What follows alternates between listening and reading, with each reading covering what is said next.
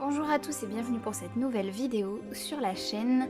Aujourd'hui on se retrouve pour une vidéo un peu plus courte que prévu. À la base j'avais vraiment décidé de vous filmer mon nouveau Play With Me. Le souci c'est que j'ai été vraiment très occupée et finalement comme je me suis lancée dans un défi assez gros, j'ai préféré vous filmer une fois que c'était terminé. Donc je suis vraiment désolée pour ceux qui attendaient le nouveau dessin, mais c'était vraiment assez compliqué et je préférais vous le donner une vidéo de qualité plutôt que vous mettre une vidéo à rallonge qui allait être vraiment longue et sûrement très galère. Du coup c'est parti. Alors comme vous avez pu le voir, il y a deux carnets sur cette vidéo.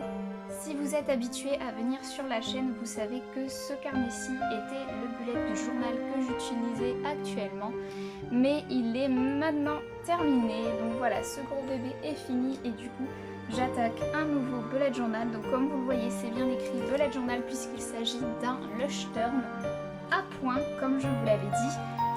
C'est vraiment le lush term avec toutes les petites infos qu'il y a au début. J'ai fait une petite illustration pour cette nouvelle année scolaire qui commence, même si elle est assez simple. J'ai manqué de temps et j'avais vraiment envie qu'elle soit remplie. Et je suis passée au calendrier annuel, comme vous pouvez le voir à chaque fois. Pour ce calendrier annuel, il s'agit donc de rectangles de 24 carrés sur 8 avec quelques petits traits et donc mes calendriers à côté. Donc j'ai séparé le calendrier en deux pages pour que ce soit plus clair et avoir plus de place. Ensuite j'ai gardé une page rétrospective, j'avais très envie de faire un petit retour sur les illustrations de mon bullet journal. Du coup là rien de plus simple, j'ai séparé la page en 12 carrés à peu près égaux, il me semble, même égaux il me semble. Et pour la page suivante j'ai mis les anniversaires de mes amis et ma famille. J'ai ensuite fait une page que j'appelle Monthly Memories, donc qui va me permettre de garder les souvenirs importants des mois qui auront passé.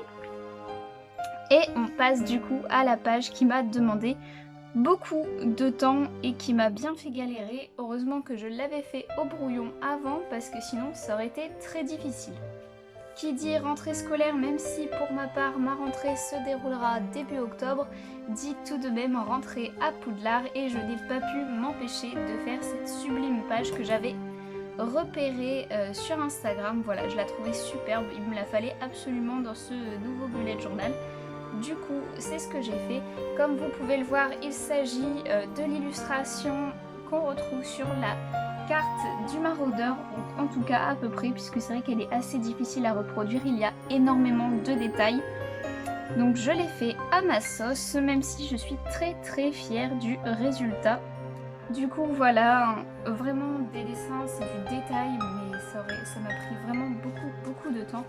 Et ensuite on passe à mes weekly. Donc là vous l'avez vu, la présentation a changé. Alors je vais vous prendre la page suivante qui n'est pas remplie, du coup c'est plus intéressant pour vous. Donc comme vous le pouvez voir, j'ai séparé mes pages comme ceci. Alors habituellement c'était une présentation qui était plutôt horizontale, là j'ai choisi de changer, de mettre un petit peu plus de verticalité dans mon bullet journal. Donc on a le lundi, le mardi, le mercredi, le jeudi, le vendredi, le samedi et le dimanche séparés en deux plus petites cases, comme je rassemblais de toute façon le week-end dans notre bullet journal. Toujours le petit calendrier, cette fois j'ai laissé tomber la case citation puisque j'oublie toujours de la remplir. Mais on garde la petite case des buts de la semaine. Et pour ceux qui veulent refaire cette présentation, en tout cas pour la semaine, il s'agit donc de rectangles de 20 cases sur 8, tout simplement. Et ici, bien entendu, 10 et 10. Et pour le but, en fait, j'ai pris un petit peu au hasard. J'ai vraiment pris en fonction de l'espace qui me restait sur cette page. J'ai juste espacé 2-3 cases pour la semaine, enfin l'espace entre la semaine et le but, et puis après vous faites comme vous voulez en fonction de comment vous remplissez cette case, si vous la remplissez beaucoup ou pas. Comme vous pouvez le voir pour les weekly, on garde un thème Harry Potter, hein. J'ai pas changé à ce niveau, je suis restée sur ce thème très basique qu'on retrouve assez facilement je trouve à la rentrée scolaire. Ça donne un petit côté magique et ça donne un peu plus de peps à cette rentrée, même si je n'ai pas à me plaindre comme je vous le disais, j'ai encore un mois pour vraiment me préparer. Et enfin la case trackers, donc j'ai repris mes tampons. Là j'ai vraiment, comment dire, ça a vraiment été plus facile puisque j'ai acheté un set de tampons encreurs vraiment spécifique qui m'a permis d'avoir quelque chose de plus propre que ce que j'avais fait la dernière fois avec l'encre de Chine, donc c'était plus intéressant. Et pour ceux qui se demandent, je me suis servi d'illustrations que j'ai trouvées sur internet et des stickers comme ceux-là, les dorés que j'avais sur les planches de stickers qui étaient fournis avec un carnet que j'avais acheté chez Primark et les sets de tampons que j'avais, donc qui m'ont servi à faire les petits détails qui sont sur cette page, donc les lunettes et le H de Hogwarts. Comme je sais que vous êtes curieux et qu'il s'agit d'un nouveau bullet journal, je vais vous montrer quelques-unes des pages que j'ai fait à la fin, donc ma wishlist que j'ai séparée en ce que j'ai envie d'avoir et ce que j'ai vraiment besoin. J'ai remis une page d'objectifs de l'année, mais elle est remplie et je préfère garder ça personnel. Un tableau qui va me permettre de prévoir mes vidéos et de voir où j'en suis dans leur tournage et leur mise en ligne sur les différents réseaux. Un petit tracker, une page sur les films que j'ai envie de voir dont je suis assez fière. Ma pile à lire numérique.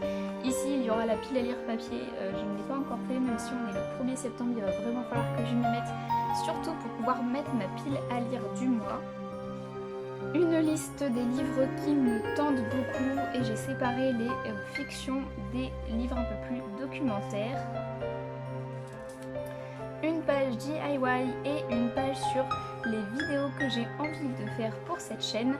Et la page dont je suis la plus fière ce mois-ci, c'est la page du Pumpkin Autumn Challenge qui a donc commencé aujourd'hui.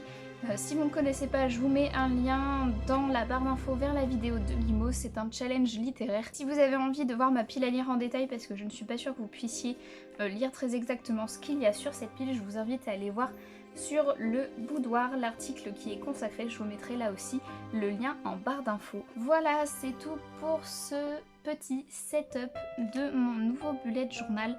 Rien de très compliqué, je suis restée sur des basiques. J'ai rajouté quelques petites pages un petit peu plus esthétiques ou des choses que j'ai envie de garder comme celui-ci ou la rétrospective, même si ce ne sont pas forcément des pages qui sont très utiles.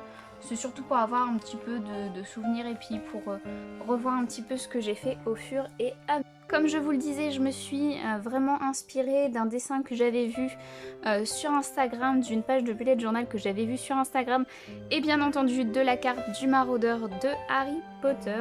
Mais surtout n'hésitez pas à me taguer si vous refaites ce design ou ces weekly sur Instagram comme vous pouvez le voir ici. Je serais vraiment ravie de voir vos résultats. C'est tout pour cette petite vidéo.